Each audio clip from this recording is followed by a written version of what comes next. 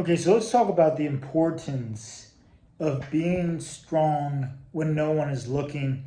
And I'm going to tell a story to illustrate this point. This is something that happened to me a few days ago, last Friday. And we were hosting this event at my job, at the gym. And we had cold plunges in there, we had some vendors in there.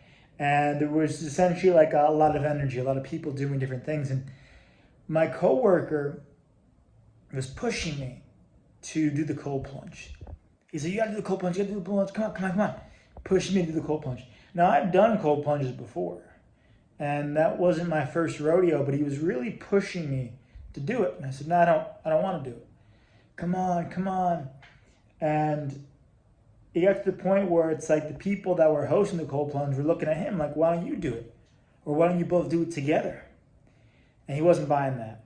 And so, long story short, another one of my coworkers decided to go in on the contingency that I would go in. We'd go in together. So I said, "Okay, let's do it. I haven't done it in the gym here, the cold plunge. Like, I'm down to do it."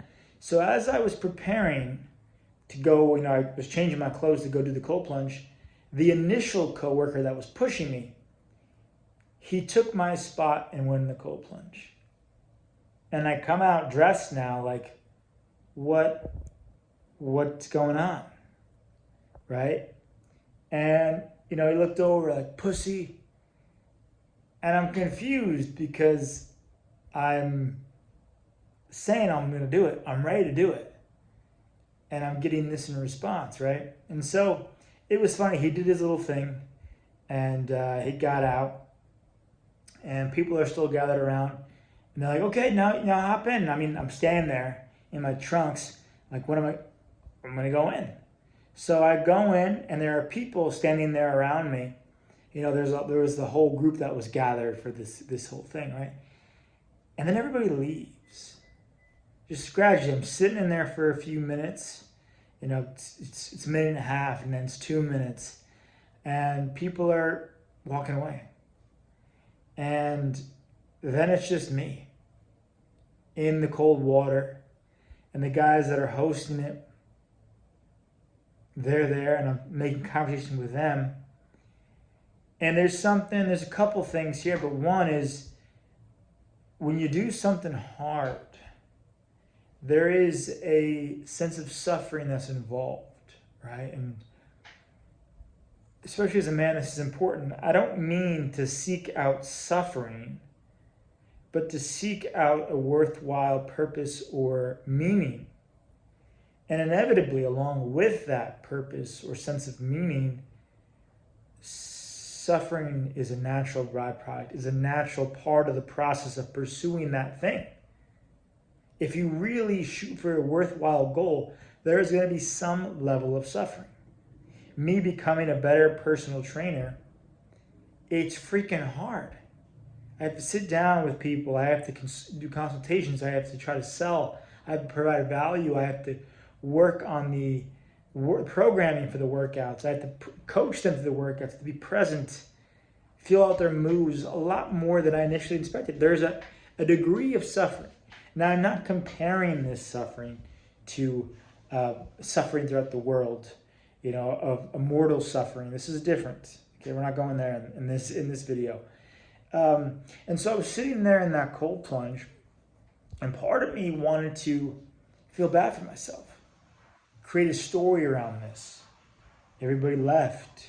I'm alone, right? These are all these things coming up, right? And the timer hit 3 minutes, and that's when they say, "Okay, 10, 9, 8, blah, blah, blah." And then you get out and do a little video of you. And I just looked at the guy, and I'm like, "Can I do a couple more minutes?" "Sure." So he puts the timer on for another 2 minutes. So I'm in there for 5.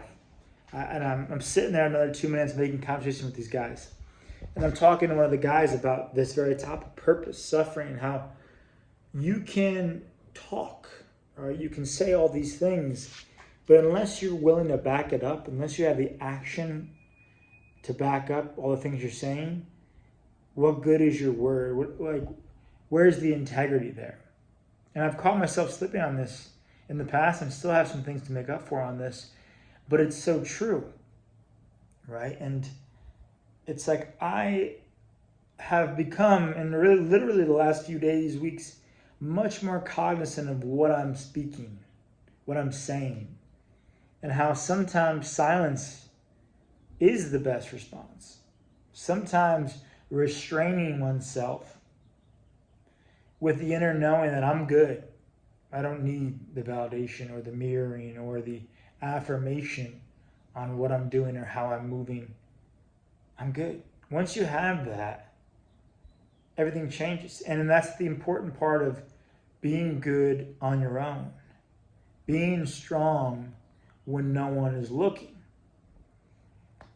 And one of the guys there hosting that, he said, and this is important too. He said, I want to acknowledge you for going past your limit, going past what we set for you when no one else was watching. And so that's what I want to leave you with here is to do the hard thing when no one is watching. To go with the pack but not be afraid of being alone. There's a difference between solitude and intentional singlehood, if you want to call it that, and being comfortable with the pack. And I know I've done that, and I've sometimes clinged to the pack. It's more comfortable. But true growth has its season. Let me rephrase that. There's different seasons for different stages of life, and some growth requires you to be on your own. Some growth requires you to be with another or with others. But I want to encourage you to be strong even when no one is watching.